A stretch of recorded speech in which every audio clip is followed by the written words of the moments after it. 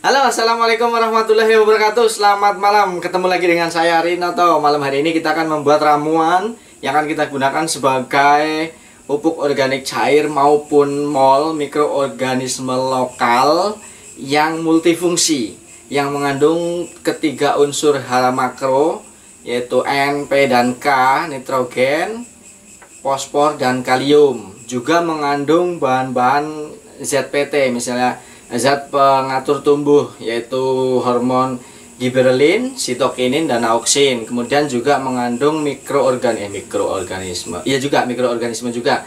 Terus mengandung unsur hara mikro juga, dan yang banyak sekali di dalamnya. Jadi sudah komplit. Nanti rencana pupuk organik cair atau mol ini akan kita aplikasikan ke sawah, ke kebun, maupun untuk rencana untuk hidroponik yang organik, karena banyaknya komentar yang juga menanyakan tentang nutrisi hidroponik. Kalau yang sudah umum ada kan Abemik, itu kan kalau menurut saya itu kimia sintetis, karena kami itu menggunakan pola berkebun secara organik maupun pertanian juga organik. Maka saya akan mencoba untuk meramu sendiri sebuah POC atau mol yang multifungsi, baik untuk berkebun, ke sawah maupun untuk hidroponik. Oke. Bahan-bahan yang kita perlukan adalah ini adalah tabung komposter kita yang sudah lama terisi bahan-bahan.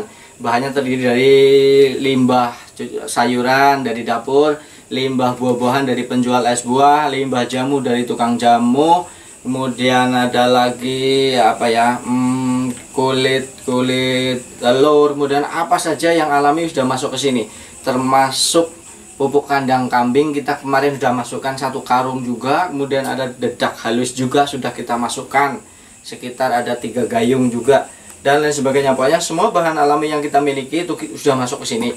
Ini isinya sudah hampir 3/4 ya. Sudah sekitar 3/4 ini, hampir penuh. Kemudian cairannya setinggi ini. Jadi cairannya sudah melebihi saringan atau sarangan yang untuk memisahkan cairan dengan bahan padat. Padahal saringannya di bawah sini, tapi ini cairannya sudah sampai ke sini nih. Cairannya sudah sampai ke sini karena kita masukkan terus. Nah, nanti rencananya akan kita penuhi. Tapi kita akan sisakan ruang juga di sini. Kita penuhi semua bahan, nanti kita tambahkan rebung bambu. Ini rebung bambu, alhamdulillah tadi cuma dapat dikit. Ya, kita akan mengambil rebung bambu ini. Salah satunya kita minta dari tetangga. Nanti akan kita gunakan untuk membuat nutrisi atau pupuk organik cair yang akan dicampur dengan berbagai macam bahan organik. Ini sudah kita cincang rebung bambu. Ini mengandung hormon giberelin, ya, hormon pengatur tumbuh. Itu fungsinya untuk merangsang pertumbuhan, untuk mengatur pertumbuhan, mempercepat pertumbuhan juga. Kemudian kita sudah sediakan ini bonggol pisang. Bonggol pisang itu apa? Bonggol pisang adalah bagian dari tanaman pohon pisang yang berada di dalam tanah. Ini dia, seperti ini. Ini tadi sudah kita ambil nih. Ya. Ini dicangkul aja karena agak kuat juga ini, agak liat ya.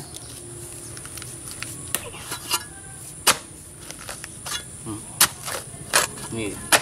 Nanti akan kita cacah sehalus mungkin ya. Kalau bisa sih di blender nggak apa-apa. Nih. Ya.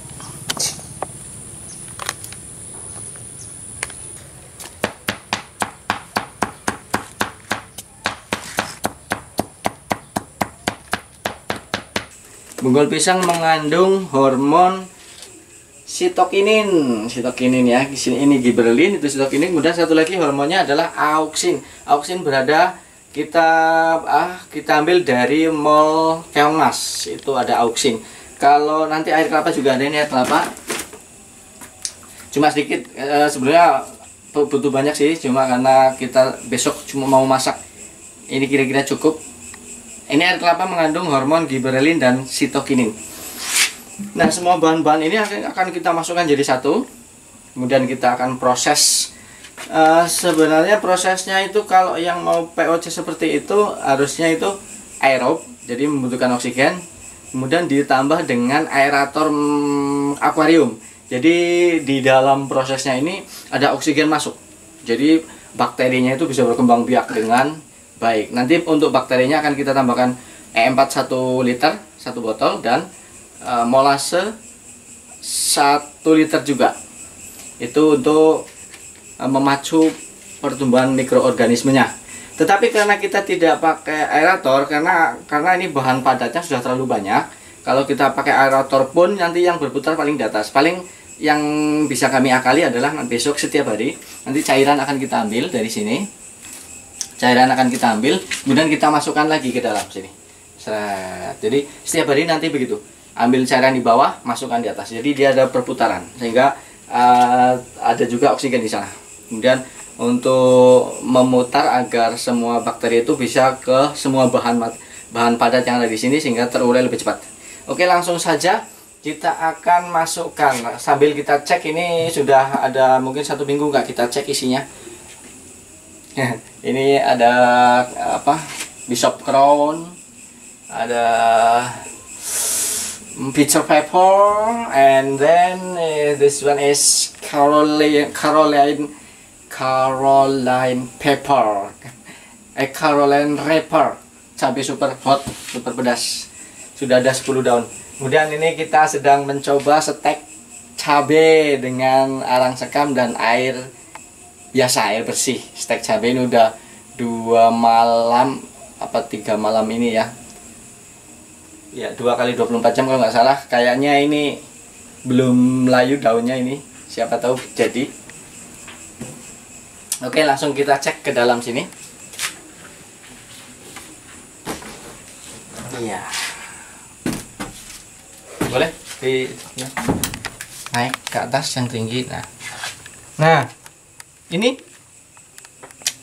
adalah di atas kemarin terakhir kita berikan kotoran kambing dan juga dedak. Kemudian kita ambil cairannya di bawah, air lindinya 1 ember, kita siramkan lagi. Udah 2 kali. Nah, ini kembali lagi saya jelaskan perbedaan aerob komposter dengan anaerob komposter. Kalau anaerob meskipun tumbuh belatung tapi dia mati. Bisa dilihat di kalau sebelah sini nih. Nah, sebelah sini ya. Sebelah sini ya. Ya, itu yang putih-putih itu adalah belatung yang berjamur karena sudah mati ya. Jadi meskipun tadinya komposter yang aerob kemarin isi dan semuanya masukkan ke sini kan ada belatung dan lain sebagainya, tetapi setelah di sini beberapa lama belatungnya juga mati. Ini dia. Oke, langsung kita masukkan semuanya. Ini bahan-bahannya: 1 rebung bambu, giberelin, kemudian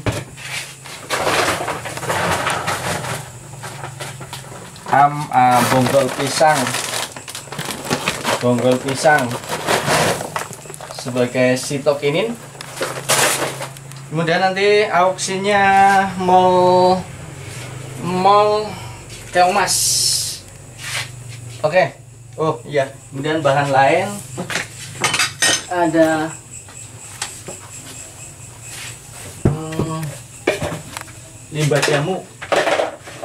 limbah jamu sebagai herbalnya, obat-obatannya, limbah jamu.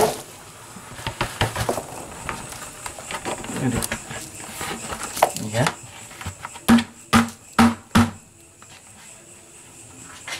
Kemudian ada dedak padi halus sebagai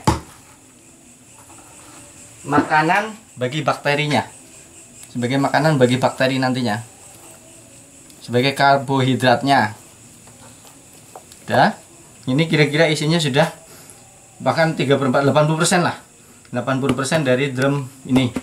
Nanti kita isi air sampai papar ini, material padat ini, kemudian yang di atas kosong sebagai ruang udara.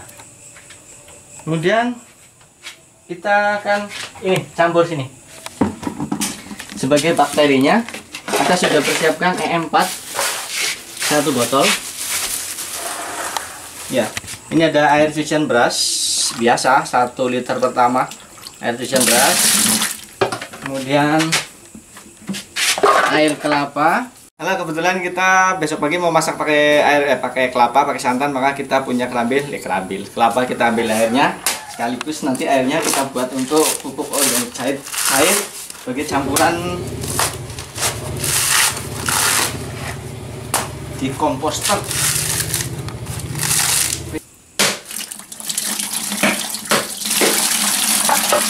Air kelapa.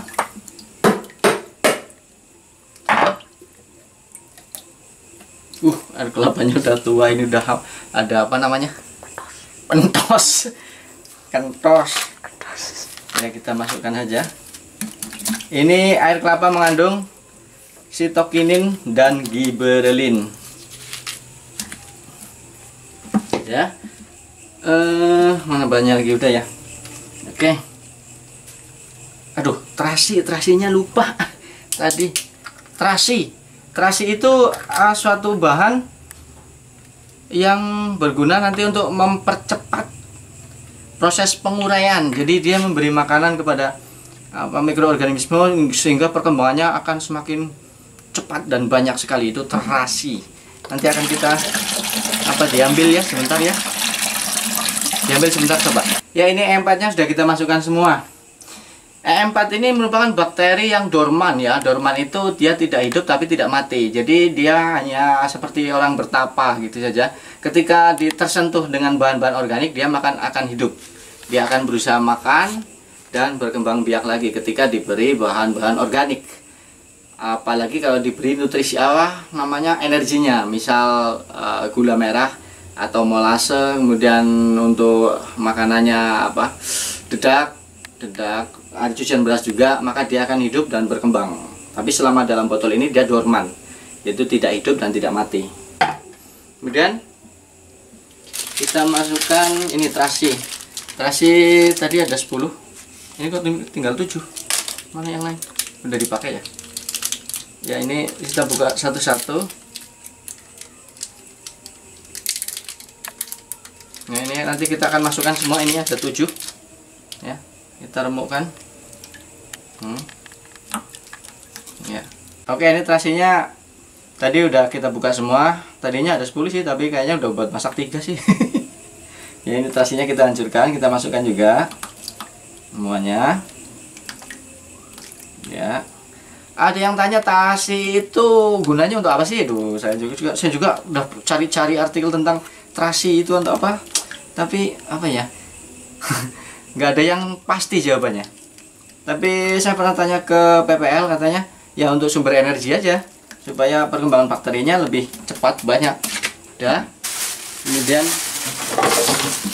ini molase. Kalau nggak ada molase bisa pakai gula merah. Kalau molase 1 liter berarti gula merah ya 1 kilo lah. Kalau ini kan 1,5 liter, maka kita akan sisakan 1/2 liter.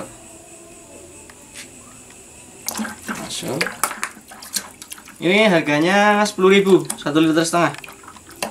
Kalau E4-nya 17.000. Kalau tidak ada E4 gimana? Pakai mol cucian beras, mol keomas dan lain sebagainya, itu bakterinya juga udah banyak banget. Kalau belum punya mol, bikin pakai gula merah sama air kelapa. Ya, gula merah sama air kelapa nanti bahannya bisa keong, bisa berkicot, bisa bonggol pisang, bisa rebung bambu. Itu bisa jadi mol. Ini udah seberapa ya? Oh, udah kira-kira udah 1 liter masuk. Udah. Kemudian kita akan tambahkan mol keomas. Ini dia. Ini mol keomas yang sudah diperbanyak dengan air cucian beras. Di dalamnya itu putih-putih spora. Spora adalah alat perkembangbiakan bakteri atau jamur. Dia berkembang biak. Berarti menandakan di dalam ada aktivitas kehidupan. Kita tambahkan semuanya. Pokoknya semua bahan yang kita miliki akan kita jadikan satu. Semua bahan yang kita miliki akan kita jadikan satu.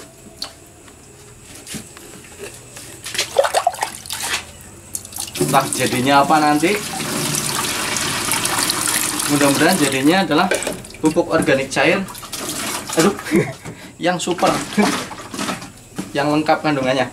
Kalau ada lagi, tambahkan urin. Bisa urin sapi, urin kelinci, urin kambing, ataupun urin Oke, masuk, mau masuk. Oh iya, ini adalah rendaman limbah jamu yang sudah kita fermentasi. Kita sudah fermentasi rendaman limbah jamu. Baunya segar sekali. Masuk juga. Ini sebagai herbal ya. Sebagai herbal. Jadi komplit banget. Oke.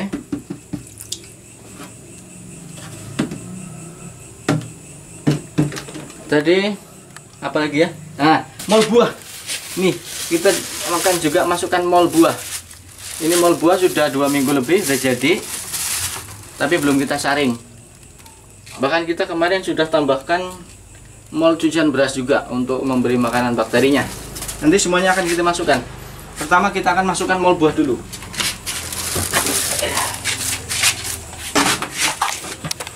Mol buah kita masukkan.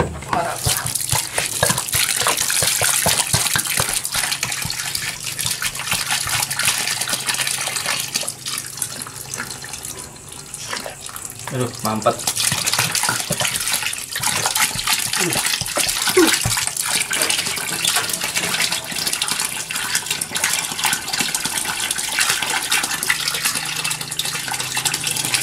Mol buah masuk semua.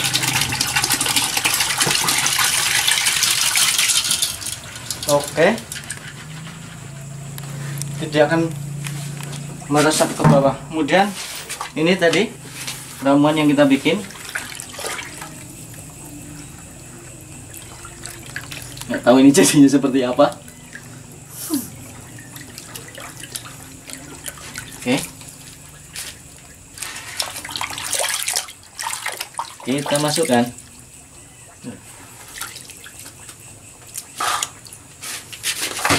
Semuanya kita masukkan.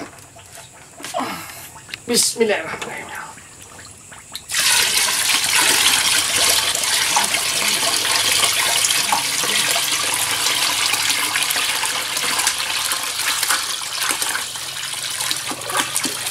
Oke. Mudah-mudahan nanti ini enggak jebol. Khawatirnya ini saya khawatirnya ini jebol karena ini plastik. Karena apa, ada tekanan air yang sangat banyak di dalam. Nanti akan kita tambahkan lagi plastik, khawatirnya jebol. Iya.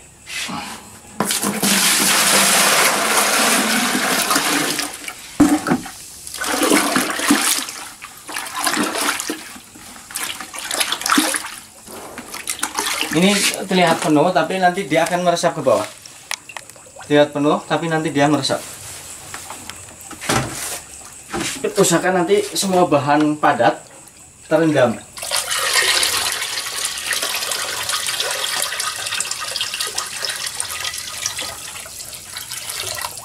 Iya.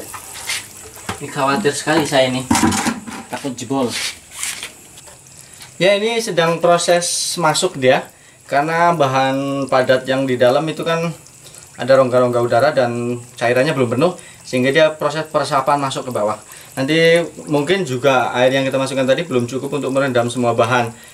Besok akan kita cek, kita tambahkan lagi. Kita akan daur ulang air lindi yang ada di bawah. Air lindi yang ada di bagian bawah sini akan kita ambil, kemudian kita letakkan lagi di atas supaya bisa tercampur dengan E4 yang kita berikan tadi. Bakteri-bakteri yang kita berikan tadi.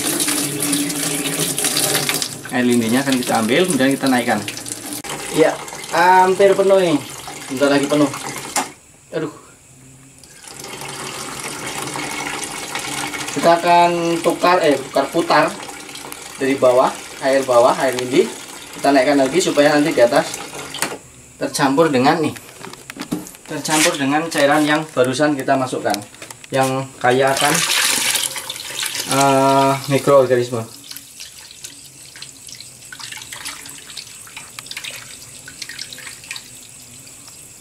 Ya. Pokoknya nanti setiap hari akan kita usahakan seperti ini. Kita akan campur lagi supaya nanti ada perputaran oksigen juga, sehingga bakterinya tidak mati. Ya. Kemudian setiap hari dibuka kan, kalau muncul gas nanti gasnya bisa akan keluar. Oke, kita biarkan dulu sampai dia blubuk itu kan bunyi. Ya. Tuh kan, mulai. Oh iya, ada yang lupa tadi. Fermentasinya dilakukan paling cepat itu 3 minggu. Jadi kalau memang untuk nutrisi khusus hidroponik organik, itu saya pernah baca, itu fermentasinya dilakukan bahkan sampai 3 bulan. Sehingga semua bahan terurai sempurna, sehingga nutrisinya juga menjadi terbuka semua secara maksimal, sehingga ketika diterapkan sebagai pupuk atau nutrisi untuk hidroponik organik itu maksimal banget hasilnya. Tapi untuk sementara kita nanti akan proses fermentasi seperti biasa, itu paling cepat 2 minggu lah, 2 minggu mungkin nanti akan kita coba pakai. Dan setelah itu juga nanti seiring berjalannya waktu juga sampai 3 bulan lah ya. Mudah-mudahan ini Carolina Reaper sapi super pedas yang dikasih bonus sama Mbak Sariwarsito dari Jakarta. Ini sudah daunnya sudah 10, mudah-mudahan bisa tumbuh sehat dan subur, bisa berbuah nanti supaya kita bisa berbagi.